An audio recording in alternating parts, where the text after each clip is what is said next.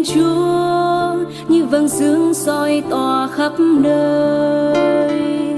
Tình yêu Thiên Chúa là vì sao giữa đêm mù tối.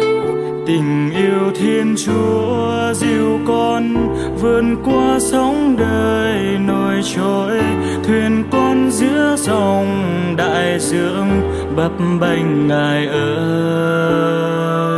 Tình yêu Thiên Chúa như dòng sông êm đềm lướt trôi, chảy xuôi năm tháng để hồn thơ tâm trong tình mến. Tình yêu Thiên Chúa lòng say là hương gió trời dịu êm, dìu đưa tháng ngày bình yên với bao êm đềm.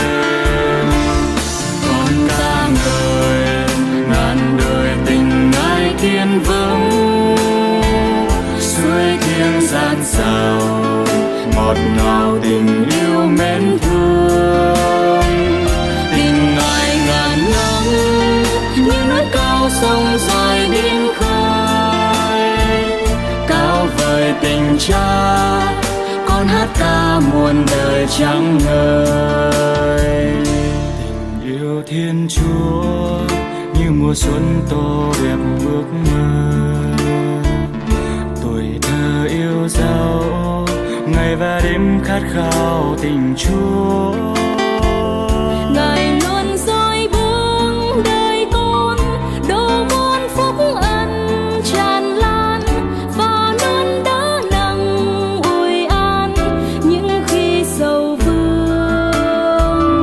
Tình yêu Thiên Chúa không nhạt phai dẫu đời đổi thay, nào ai có biết tình Ngài luôn sát son bền vững.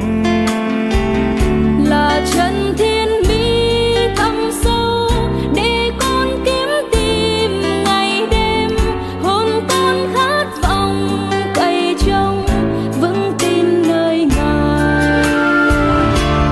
Con ca ngợi ngàn đời tình Ngài kiên vững, suối thiêng gian xào ngọt ngào tình yêu mến thương.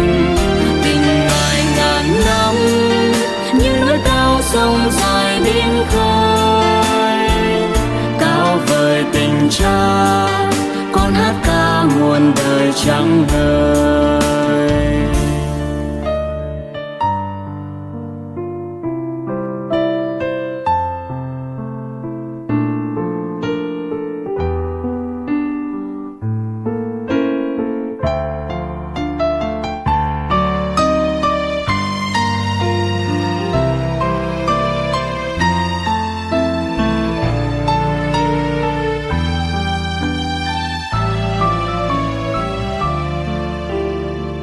bàn tay Thiên Chúa dắt dìu con qua ngàn nắng mưa, hồn con vui sướng chìm ngập trong trái tim của Chúa.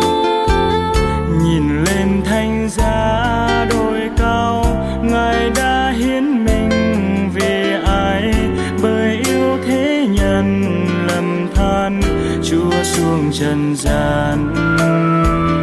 Tìm về chân lý nơi tình yêu trên thập giá xưa, ngàn năm ghi dấu một Giêsu chết treo khổ giá. Tình trời mơ